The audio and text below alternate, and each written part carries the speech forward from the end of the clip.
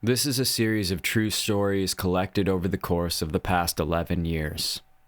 Human-like entities found in the forests have been reported to look, sound, and behave like humans. But for centuries it has been believed that those creatures are not humans at all. Much like the beings called Neanderthals, they are a subspecies of hybrid nature. Regardless, like all animal kind, they have been forced to evolve alongside us. They belong to Nephilim kind. Thus, they are violent and unpredictable. Recently, new questions have emerged regarding missing persons cases in the national parks. Bodies that have never been found or those that have been discovered, alive or dead, in bizarre conditions. Fringe theorists have begun to question whether or not many of these cases relate to the concept of feral humans. Feral humans, in some situations, appear to be less than human, not only on a psychological level, but also on a spiritual level. They often find themselves classified among cryptids such as the Rake, Sasquatch, the Fae, goblins, zombies, and also appear prone to cannibalism and certain elements of supernatural nature. In civilization, these creatures exist as well. They are adaptable. They occasionally make themselves visible as serial killers, vampires, and other such types of entities. These are the most extreme. In 2026, many have begun to reclassify certain variants of these beings under a new title, the NPC, or the non-player character. Let me read you a famous quote about this topic. A considerable percentage of the people we meet on the street are people who are empty inside. That is, they are actually already dead. It is fortunate for us that we do not see and do not know it. If we knew what a number of people are actually dead, and what a number of these dead people govern our lives, we should go mad with horror. You see, the entire problem is these people are not soulless. They have a soul, it might be lost, but they lack spirit, which connects the body with the soul. They lack the spirit. They are spiritless beings. And sometimes other spirits will take them over and use them. You will stay true to your spirit and your sense of purpose. That you will continue to fight for the promise of America. And I ask you to remember the context in which you exist. Yeah, I did that.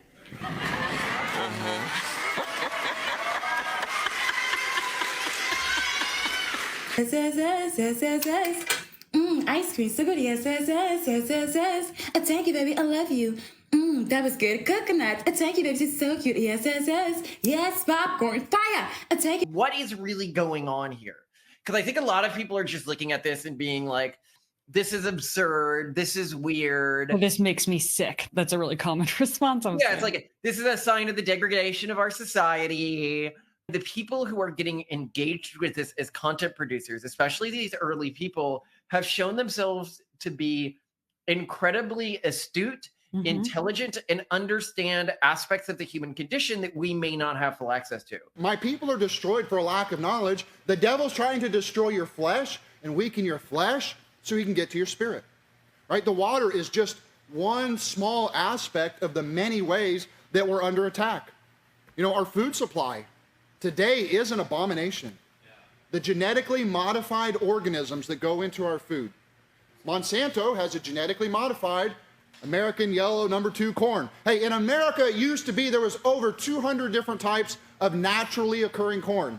But they have decided we need the big yellow type, and the only way they can sustain it is by pumping it full of hormones.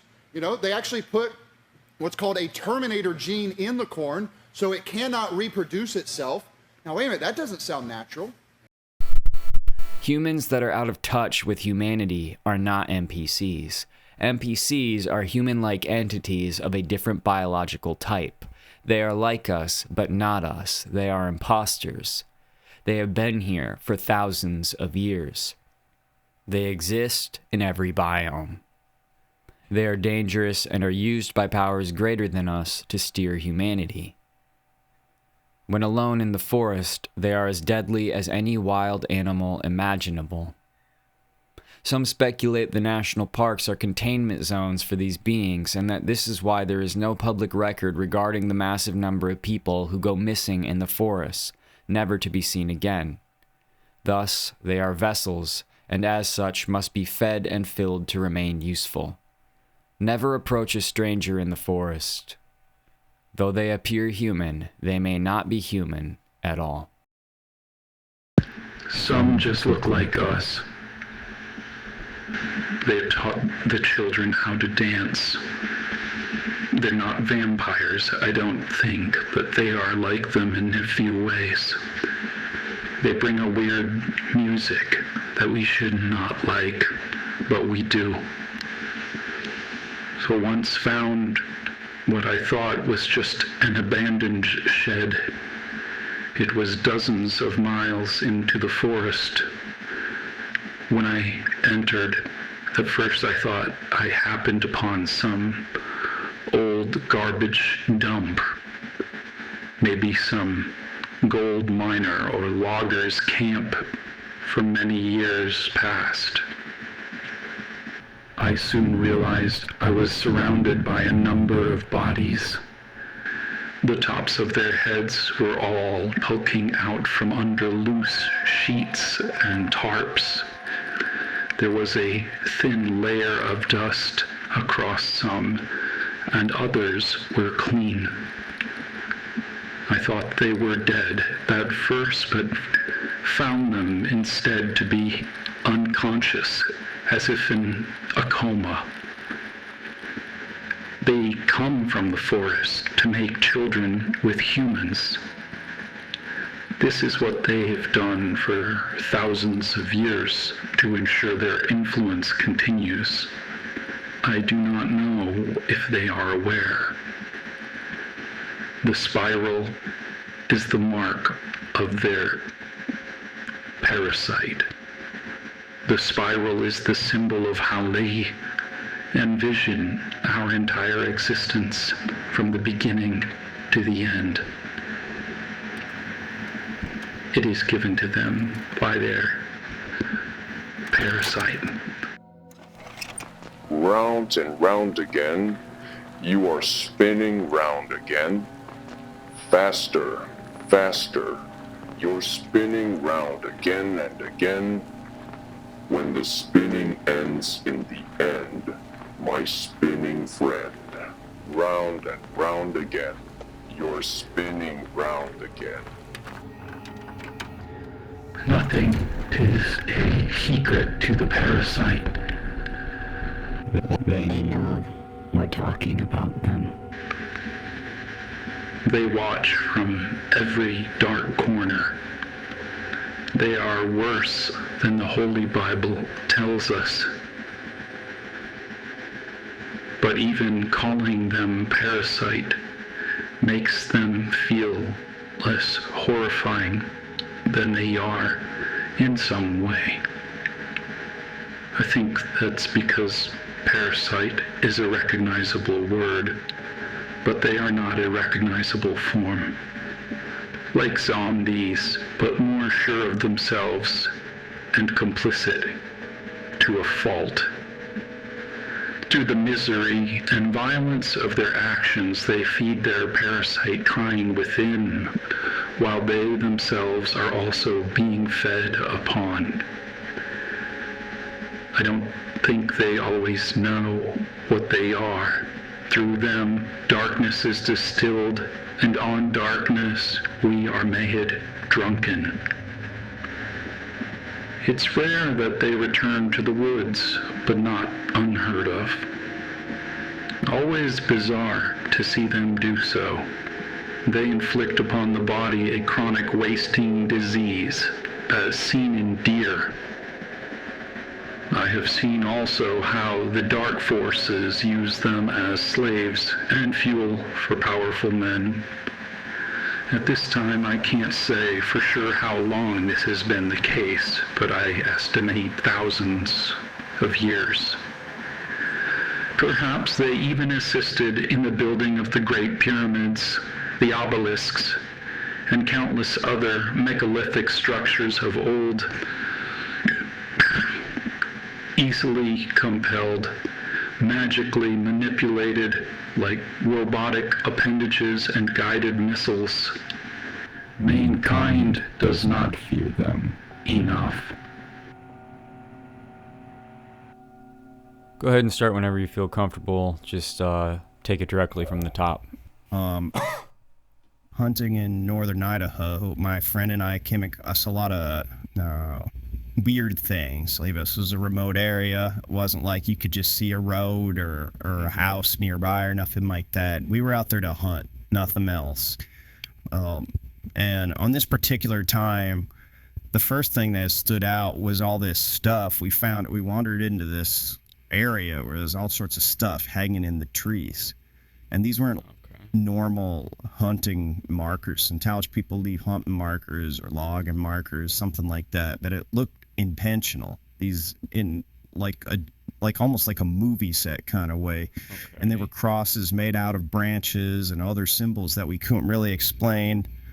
Some of it looked fresh. It looked like it had been out there a while, some of it, but it didn't feel like this was some kind of joke, and it was pretty far out there, so it would be weird if somebody was making a movie out here, we thought too. And it felt like someone maybe was trying to use the area to warn people off or scare people away. Like they were trying to use this little area as like a no trespassing sign to get us out of there. So and we started noticing that as we were moving around trying to get our stuff and okay, so sorry to interrupt here. You said that you were hunting. Did you have like a camera on you or anything like that, or maybe you think to take some pictures with your cell phone or something like that, just in case? Or... People ask me that, but I didn't have a phone at the time, because I actually broke my phone earlier the week, and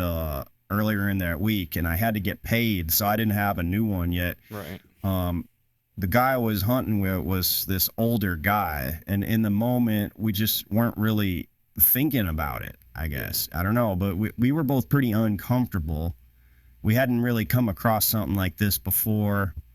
And we started noticing, what I was going to say is, when we was getting up and ready to go, we started noticing that there were traps on the ground, like bear traps, and they weren't really set up in any sort of way that made any sense. Like it wasn't like set up like the way that you would set traps up if you were actually trying to trap that animal. It was more like anybody could have stepped in these traps if they weren't paying attention. So we had to slow way down and watch where we put our feet. Well, yeah. And that's when it started getting really, really weird. So we got up out of there and never really went back to that area. But about a year after that, we were kind of in the same.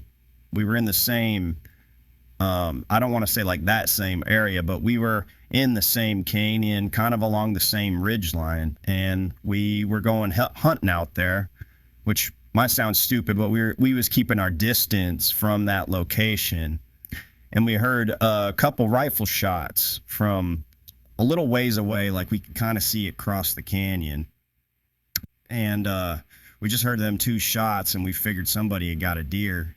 2 shots kind of. Usually, you hope to kill the deer in 1 shot. Did it seem like he wounded it, or were you thinking maybe there was multiple people? Yeah, it's kind of funny you say that, because we thought the same thing too, but we figured maybe he wounded it or something, and I had to take. I don't know. We had to take another shot because it was limp. I don't know, but maybe. We heard the 2 shots regardless. That's what we heard. So, could you tell kind of how far away these shots were, or what direction? That's what we want and try to figure out pretty quick. It's always hard to tell where these loud noises are coming from in these canyons, because they echo so bad. But we got to a spot where we could kind of see across the canyon. We were a little bit elevated, and we didn't really want to get shot out here accidentally, you know what I mean? So we were kind of seeing in with our spotting scope, seeing if we could see anybody, seeing if we could see any of these hunters, because from where we was, we could we could kind of see through the trees because of the elevation, and we were looking for a couple seconds, and then we saw this guy kind of walking along the opposite ridge line, and he approached his deer that he shot. I think we're losing him. Can you hear me okay? Yeah, I can hear you. Can you hear me? Okay. Hello? Yeah, I don't know. I just heard I got a weird, like, glitchy. Yeah, I heard it too. Glitchy sound there for a sec. I don't know what that was. Anyway, we kind of saw the deer. After we saw him, we saw where he was walking, and then, you know, we spotted the deer as well. We were looking through our spotting scopes. Mm-hmm. And at first, you know, we thought he was just going to do what you do when you shoot a deer, you know, maybe start cleaning it or something like that. Mm-hmm.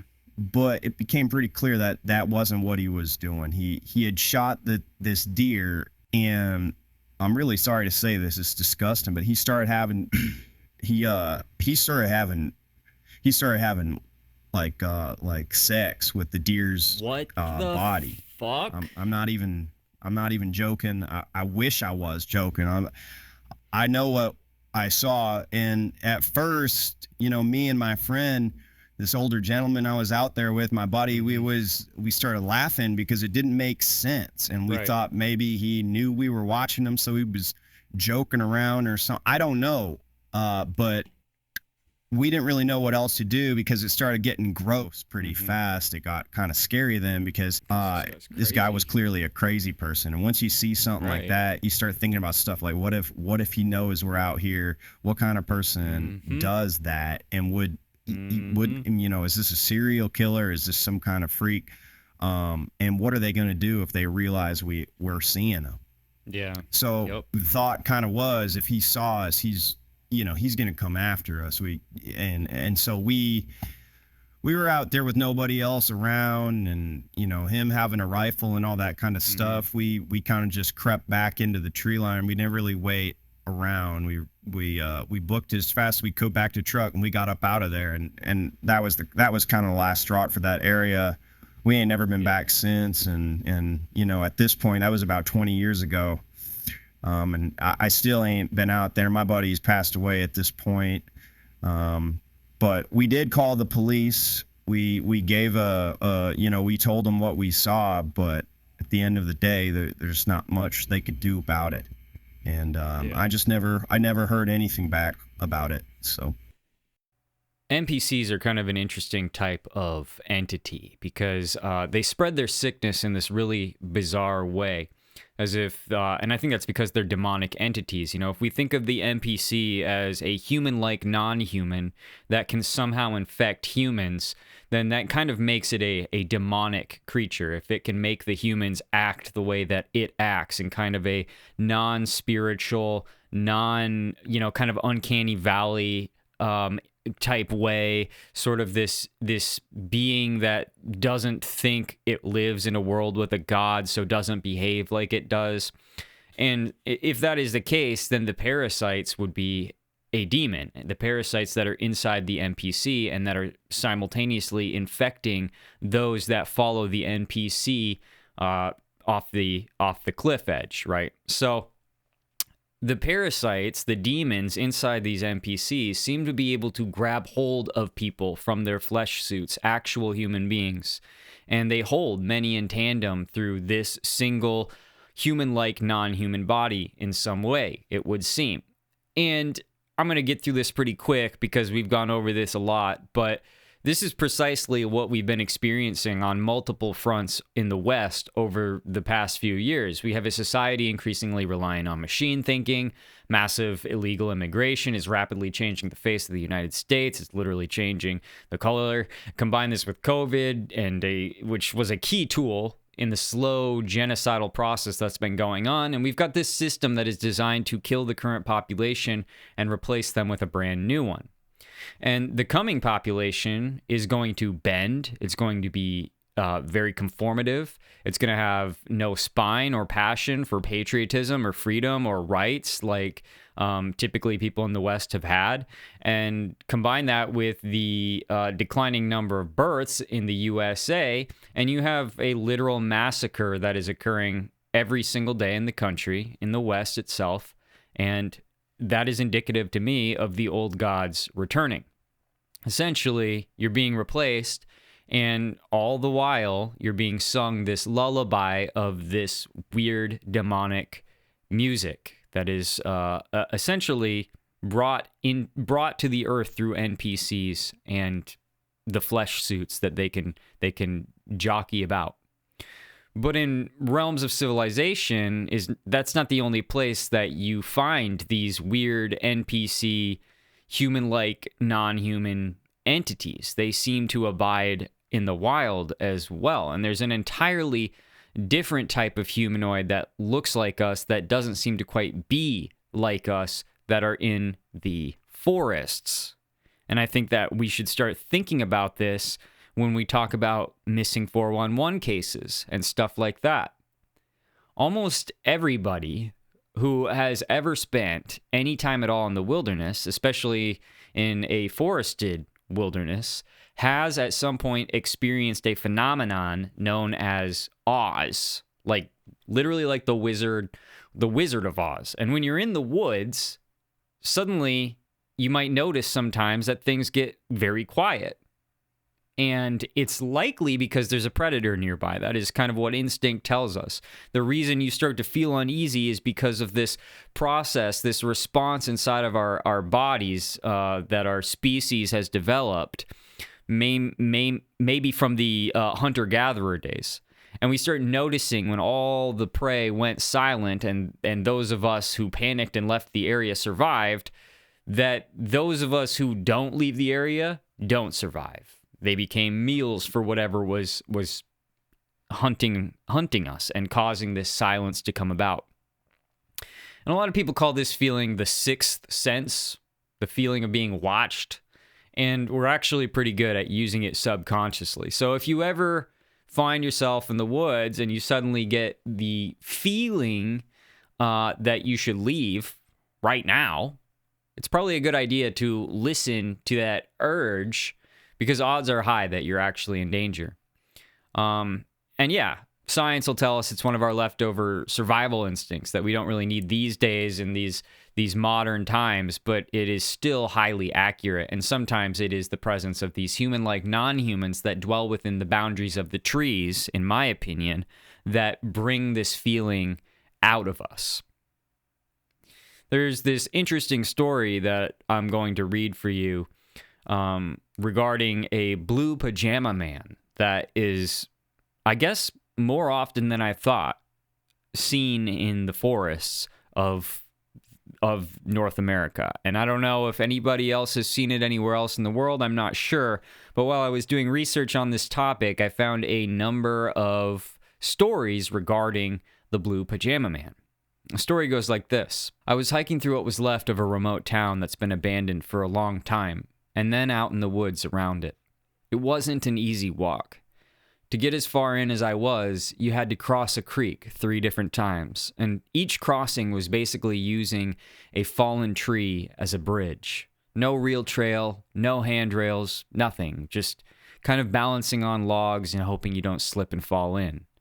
By the time I crossed the 3rd log, I was deep in, about 5 miles, give or take, and I remember thinking that I was far enough out that I probably was not going to see anyone. It was quiet, and it felt secluded. And right after that 3rd crossing, something blue caught my eye up ahead. At first, I thought it was trash or a tarp or something caught on a branch, but then I realized it was a person. There was an older man, at least in his 60s, wearing blue satin pajamas, like actual pajama tops and bottoms. Like actual pajama top and bottoms. And he was sitting up in a tree. That's the part that doesn't really sit right with me, because it's not just that he was out there, but he was sitting in a tree like it was normal. He also wasn't wearing any shoes, completely barefoot. But he didn't look like a homeless guy or somebody lost. He looked clean and groomed, like he had just gotten ready for bed and then decided to go into the woods and climb a tree. And as I got closer, he started laughing. The closer I got, the louder his laughing got. It wasn't a crazy person movie type laugh. It didn't sound like he was about to attack me or anything, but it still set off every alarm in my head. It felt aimed at me, like he was laughing because I was there, like he'd been waiting for someone to walk into that spot, and it just so happened to be me. I didn't say anything. I didn't want to start a conversation with a stranger dressed like that far out. So I just gave him a quick nod like you do when you pass someone, trying to keep it normal and keep it moving. But he just kept laughing as I walked past. And then the laughing stopped. And it stopped in a way that made me turn around right away because it was like too sudden, almost like somebody had just turned the old man off. And when I turned around, he was gone. There was no branch cracking, no leaves shaking, there were no footsteps, no plants moving. I literally didn't hear anything happen except the laughing stop. He was just gone. 1 second he was there, and the next he wasn't. And I was close enough that if he had climbed down or fallen down or jumped, I should have heard something. And if he tore off through the underbrush, I should have heard him. But there was no other sound. I stood there for a second looking at the tree and the ground around it, trying to make it make sense, but the area was pretty rough. Like I said before, I was pretty far out here. It took work to get to where I was, and people don't normally wander that deep, especially not some older guy barefoot in pajamas. And even if someone did, it doesn't explain how he disappeared without any sound. It still rubs me the wrong way because it didn't feel like a normal encounter with some random person. It felt like something that wasn't supposed to have happened at all, like he wasn't even supposed to be there, or something that wanted to be seen for a second and then didn't because I didn't react in the right way or something. After that, I got out of there. I didn't run, but I didn't hang around either. I kept moving and stayed alert the whole way back, listening for anything behind me. And I'm adding this because I feel like it matters, but I found out later that I'm not the only one who's heard about a man in blue satin pajamas. There are other reports where people describe the same thing, and some people I've learned have called him a fae or the devil or even a demon. I've seen people say that they've encountered something like this in Montana and Ohio. I don't know what to make of that. I'm not saying I know what he was. I'm just saying that the description matches and the way it felt matches. Whatever it wasn't right. This, in my opinion, is an example of one of these NPCs out in the wild. One of these human-like, non-human entities that exist in the wilderness. And it's hard to know exactly how these types of things come to be. Like, has this person ever been out of the woods? Has this NPC, sorry, I say person because that's how easy it is to mistake them. Has this NPC, this entity, ever been out of the woods? Is it a spiritual being? Is it a member of the spiritual class that comes and goes as it will? How do we explain when we are miles deep in the wilderness where nobody else should be, and then all of the sudden there is a person who doesn't appear to be able to have been there at all? And then, as in this story where this blue pajama man disappears suddenly, that is also a common theme that I've noticed while researching NPCs in the wild, while researching these human-like, non-human entities in the wilderness. You see them for a moment, they interact in a bizarre kind of way, they seem to acknowledge your existence and you seem to acknowledge them, and then they're gone. And you don't get to see them disappear. You just turn your head suddenly, there's a noise, or in this case, a lack of noise, and then you re-examine what you've already seen, and they're gone.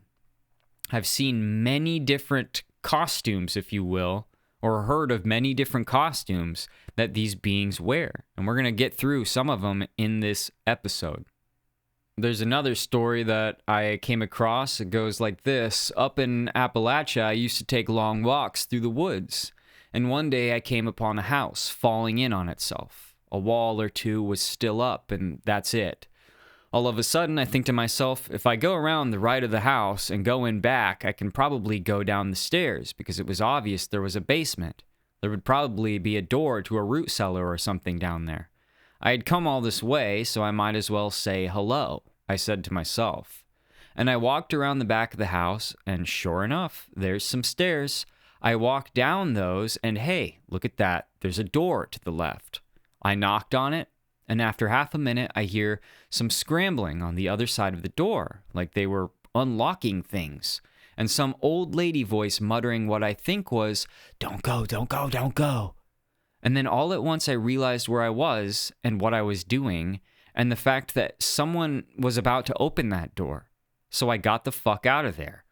In retrospect, the freakiest part of this whole thing was when I said to myself, I might as well go say hello, because I felt no real sense of control until I essentially came to my senses. It was almost like a spell was cast over me when I saw the house. This is another really interesting phenomenon, because not only do we find these human-like non-human entities in the forest, but I literally had to stop including stories in this video about houses that would appear out of nowhere and then disappear. Because there are literally so many people I've found reporting this strange phenomenon of houses appearing and disappearing in the wilderness. And in many of these cases, people do feel this strange magic come over them that compels them to go into the house. It's almost like that Blair Witch Project movie. And that raises an interesting question to me.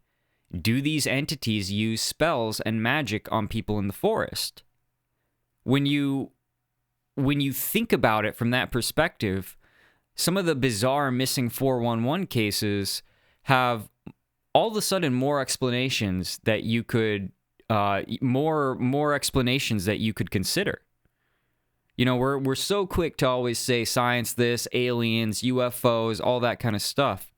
But we forget that in the old days, when the old gods were reigning upon the earth, it was magic and spirituality that ruled the plains. And it was those things that explained these type of situations. I myself know many people, including myself, who have had dreams of these old ladies in their cabins in the woods who try to entice you, these witches who try to entice you to come into the cabin. And then we have the story of Hansel and Gretel and all of these types of folklore, that these folk tales, if you will, that talk about this type of thing. This can't be coming out of nowhere. This has to be something that is hardwired into our system as humans with souls. I found another story that I found really kind of creepy, and it might be more of a sort of true crime story, but I'll let you decide for yourself. It's this bizarre story about this. Well, I'll just read it for you. My friends and I were up an old logging road next to the Olympic National Park. It was around midnight, and we were drinking and telling stories. A disheveled person appeared out of the dark, wrapped in a large oilcloth robe. They said nothing, just stood there for a while. After the jump scare had faded, we began to ask if they were all right or if they were lost. And they would only say a few random words in a sort of sing-songy voice, which was clearly a girl's voice. Then they sat down and said nothing. After a while, we noticed it looked like their skin was dripping off of their arms. And luckily, my friend had a cell phone, which was not very common at that time, and he called 911. It was shocking how quickly the sheriff, the ambulance, and even a park ranger showed up to our location. The conclusion, I guess, was that the young lady had mental health issues and had stopped her car by a homestead a few miles away. She set the barn on fire and literally sat down in the burning barn as it went up in flames. At one point, she must have fled, maybe when the flames were too much. She had walked miles in the forest in the pitch black to reach our camp.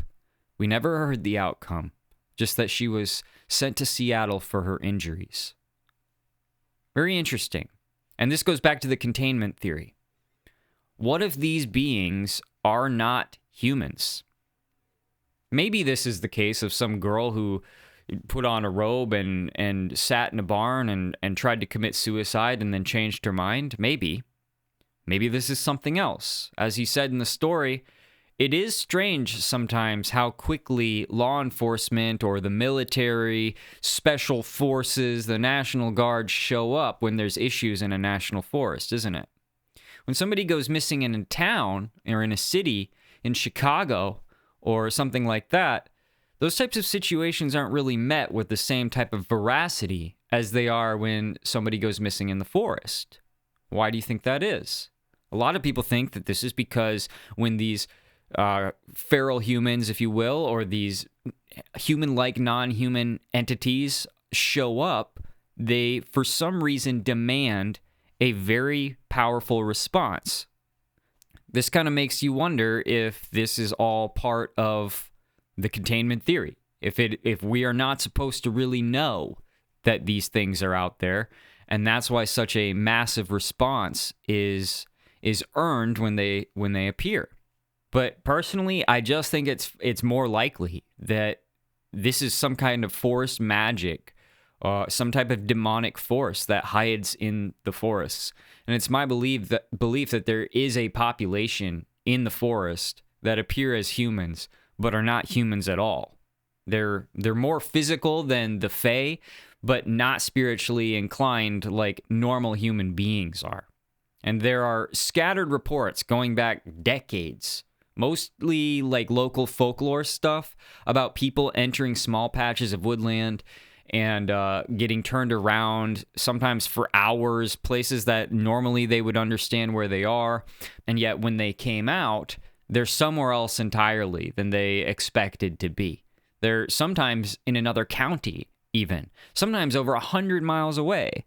And sometimes they start at the base of the mountain and they get lost, but for some reason they climb up the mountain, which makes literally no sense.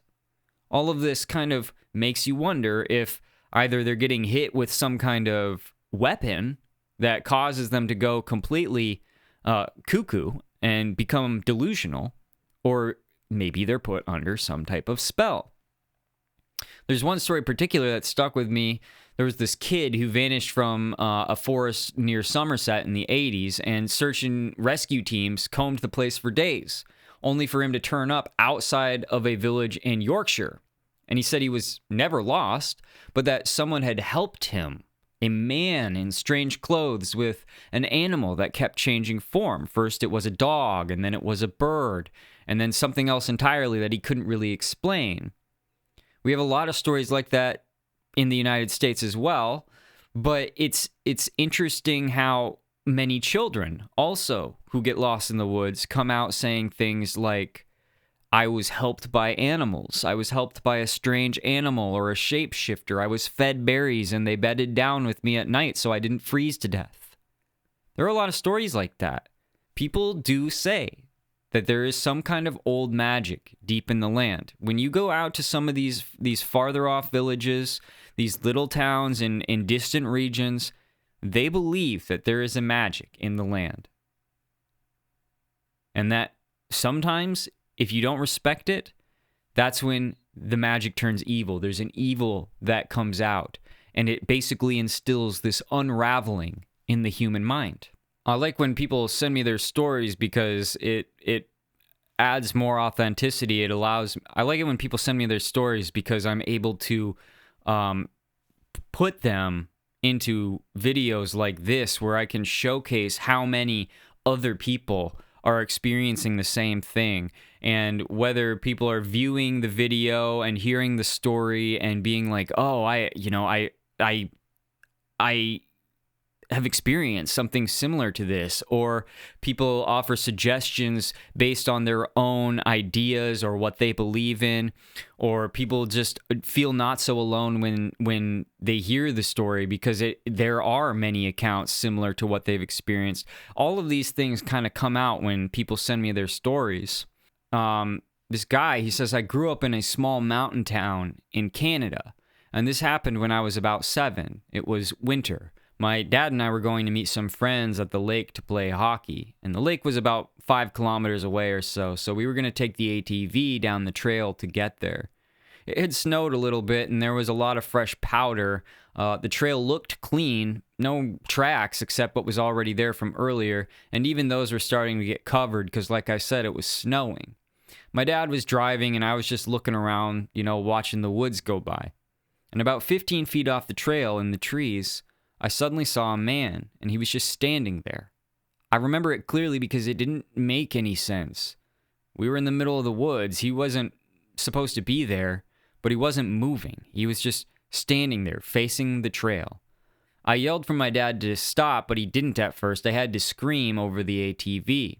I was scared because it was so sudden and because nobody should have been standing out there like that. My dad stopped and asked what was wrong. I pointed, and he looked, and then he saw him too. So I know it wasn't just me imagining something. The weird part was the snow. There were no footprints, nothing leading to where he was standing. There was no track line, there was no disturbed snow, nothing that showed how he got there at all. He was just there in the woods with all the clean powder falling around him. My dad didn't sit there and stare. He got nervous and drove faster toward the lake. I remember him being quiet and tense. He kept looking back and then forward, and when we got to the lake, he kept saying he couldn't believe what he saw. He was genuinely confused by it. The other part that makes this stick with me is that I had seen that man before, but it wasn't in the woods. It was in the town. I had seen him a few times in our local shopping center, and every time I saw him, he was having tea. That detail is stuck in my head because it was always the same. Tea. It was like it was his routine. And he was in his mid-70s. His hair was balding on top, and he had a comb over to the left. He wore old faded Levi's and an old multicolored ski jacket that looked like it was from the 80s. He had white sneakers on, and he wore thick old glasses that had kind of a tinted color to them. Not sunglasses, just like tinted regular glasses. So when I saw him standing in the woods, I knew exactly what I was looking at. And I'm telling you, it wasn't a maybe. It was definitely him. Now it's been 21 years since that day, and I still wonder about it. And my dad still wonders about it too. We don't really talk about it all the time, but it never really went away. Because even if you try to write it off, you still have to explain how a man that old was standing 15 feet into fresh snow with no footprints, like he'd just been placed there, and why it was the same guy I had already seen around town, sitting there with tea, like nothing was strange at all. I think these things come out of the woods. I really do. I think they come out of the woods.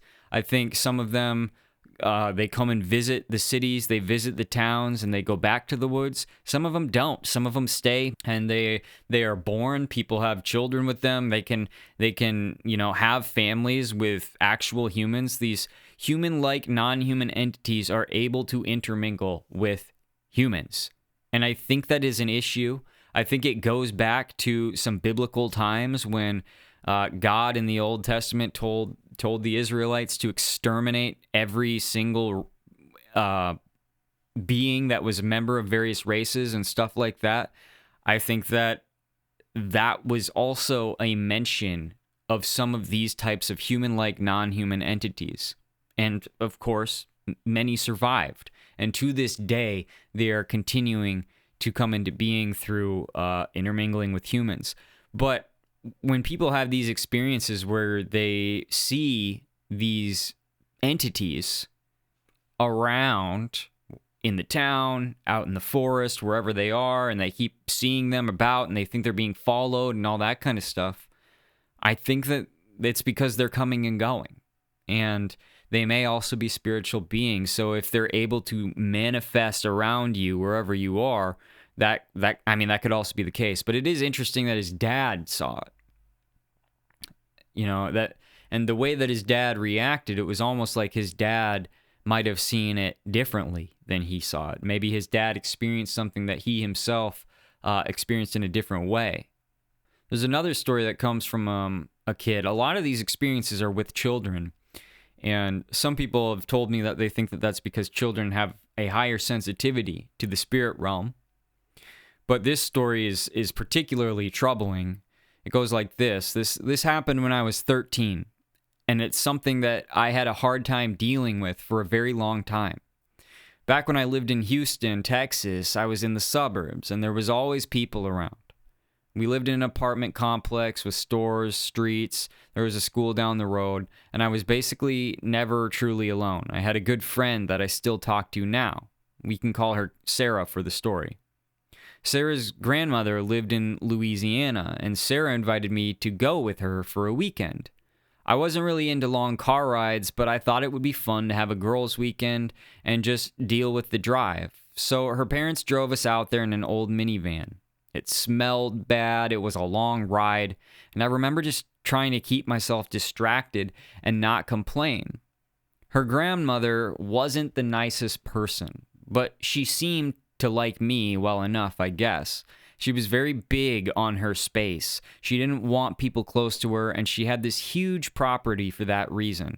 This wasn't the type of neighborhood that I was used to. It wasn't a neighborhood, it was the woods. Her house was out there, and other homes were spread far apart.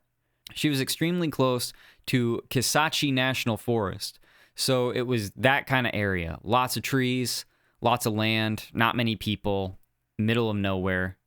One day, Sarah and I were out behind her grandmother's place in the woods playing, and we were just messing around, doing what kids do.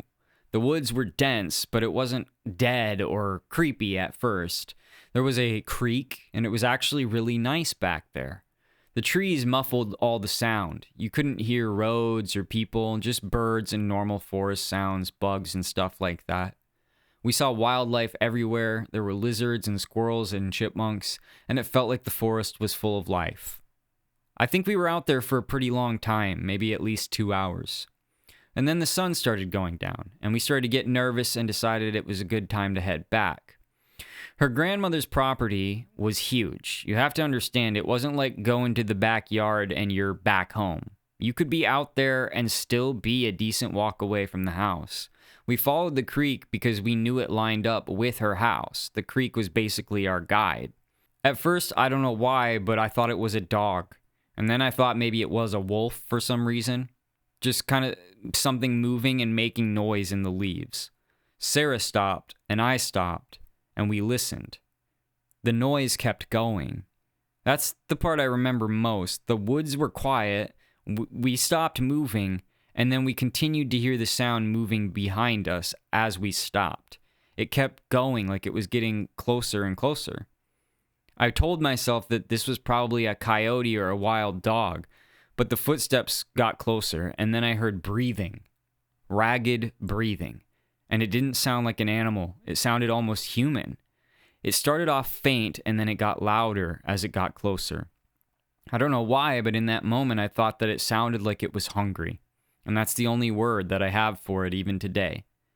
Then it sounded like something dragging through the leaves, like it wasn't walking normally, like it was pulling its legs or something. Then I started to turn around because my eyes were adjusting to the dark and I was trying to see what it was. And then it stopped. The sound, everything went quiet. No footsteps, no breathing, nothing, just silence. Sarah and I were frozen. We were too scared to move because whatever it was had to be close enough that if we ran, we felt like it could just catch us easily. But then we heard this sound. It was a deep, long moan. And it definitely didn't sound like an animal. It didn't sound like a person either, though. It was just wrong. I looked up and I saw where it was coming from. And it was right there, in a tree, a couple feet from Sarah. Not up high like something perched way above us. Close enough that I could actually see its details. I saw a hand gripping the tree. The skin looked paper pale in the low light, and I saw the eyes. I will never forget them. They were wide, and the mouth was open in this gaping way, like a dead fish, like it was screaming, but nothing was coming out.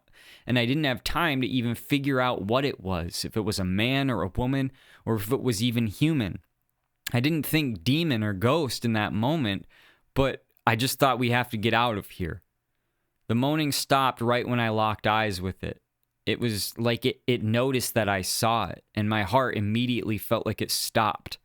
Sarah snapped out of it first. She grabbed my arm and pulled me, and we ran. We both started screaming. We ran and we ran and we screamed as loud as we could. I don't remember hearing it run behind us. We didn't stop until we got back to the house, and we slammed the back door and locked it. Neither of us wanted to stay there after that. Not even 10 minutes after we got back, I told Sarah that I just wanted to go home. I was done with this, and Sarah was just as shaken up. Neither of us wanted to stay there after that. So we left the next day. I tried to be in a good mood for the rest of the trip, and honestly, the trip was good, other than that. But that walk in the woods ruined something for me. And then, her grandmother died 2 days after we left. And that's also part of why this story sticks with me. She was alone on this huge property. I remember being surprised that a neighbor who lived miles away came to check on her. We never got a clear explanation of how she died. At least I didn't. And Sarah and I still have suspicions about it. We still talk about it sometimes, but we don't have proof of anything, and hardly anybody believes me when I tell the story. We just know what we heard in those woods, what we saw in that tree, and what happened after we left. This is one of those situations where it makes me wonder if the rake, or beings like the rake, the crawler as some people call it, and these NPCs, these human-like non-humans, if they could be related in some way. You know, our feral humans, the rake, the crawler, the forest-bound NPCs, are these all the same thing in some capacity? Do they change form? Do they shape? Are they shape-shifting type entities? Are they, if we're going to consider these things sort of Nephilim bloodlines, it's possible that just like when you have babies who are born from incest, you know, a lot of times you'll have these abnormalities in the way they look.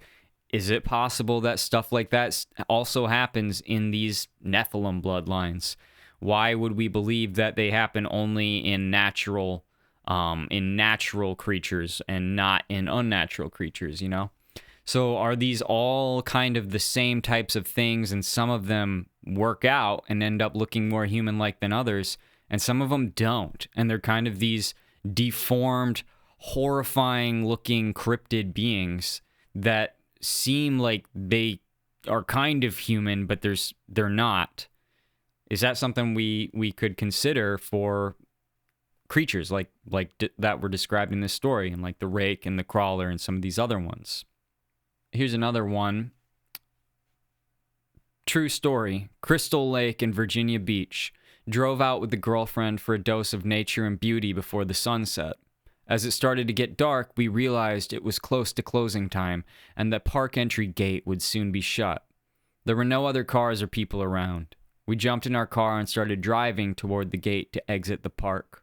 On the way toward the gate, we passed a young girl sitting by the side of the road on a cement block. She was dressed in a conservative, long dress, like something from the turn of the century, and was holding a large red ball. She was pale and thin, with long brown hair. Strangely, she didn't look toward us or acknowledge us at all, just stared straight ahead, across from where she was sitting. What was she doing out there, with no urgency to leave the park? As we drove on, we saw a strange man ahead of us in the middle of the road, intentionally blocking our path. He, too, was dressed from a different era, wearing suspenders over a filthy white shirt and black pants. He was waving his arms for us to stop. As we got closer, we could see he wasn't hurt or needing help. He looked angry and aggressive, and his face was scary as hell, so we sped around him.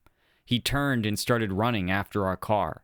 We hit the gas and barely made it out of the gate before it was locked for the night. Never went back again.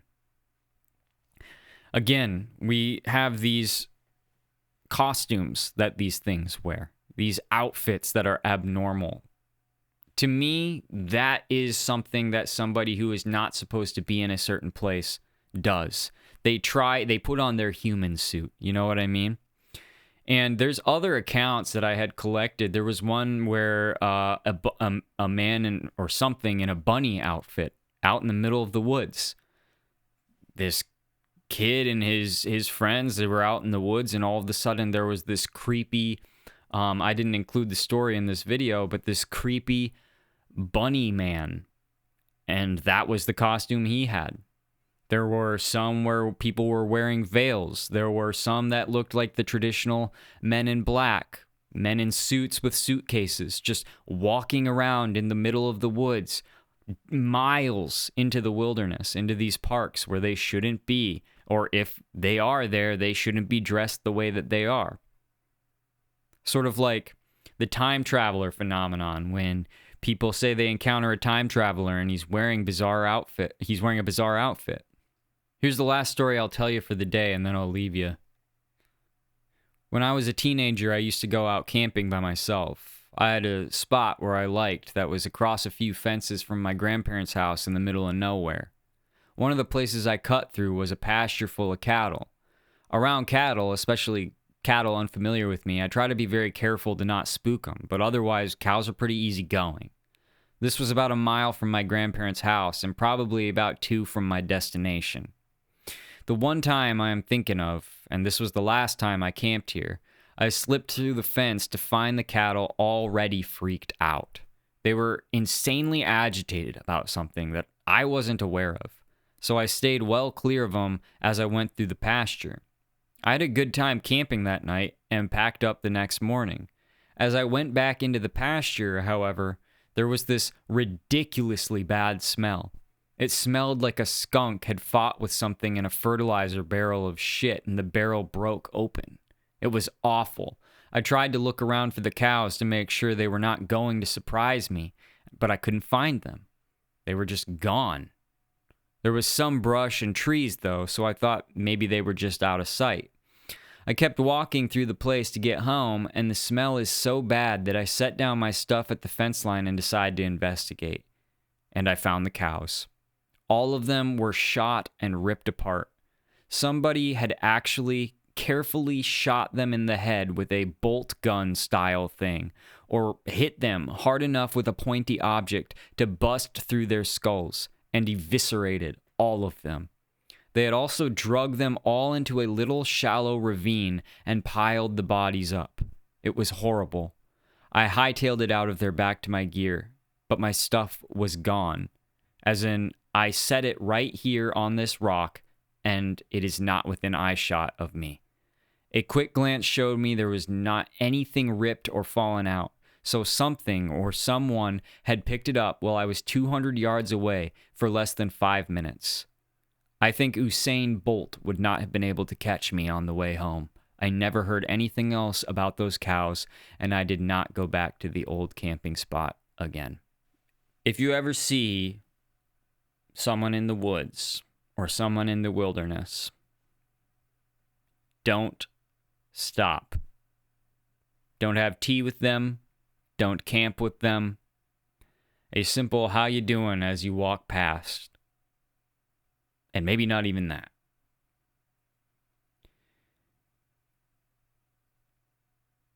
There's something about NPCs in the forest. There's a common question that circulates in society these days. If you're out in the woods, would you sooner trust a man or a bear? It seems like most people these days are choosing the bear. Humans are becoming increasingly unpredictable and violent. I think we have human-like non-humans to partially blame for that. Because when these things get to society, they impart their ways upon society. They shape society. We see that with the NPC culture, as we call it, online. And these people change the way humanity is, how they react to things, how they behave. But out in the wild, Some people even say you shouldn't go out there with somebody you might not be getting along with, because there's something that happens in the forest that can turn things violent very, very quickly. Like some kind of dark magic that resides there. And I love camping just as much as the next guy. Probably more than the next guy. I'm out there every opportunity I get. And I can tell you, when I start feeling that Oz feeling, I'm not sticking around. Thanks for listening, guys. The life is in the blood.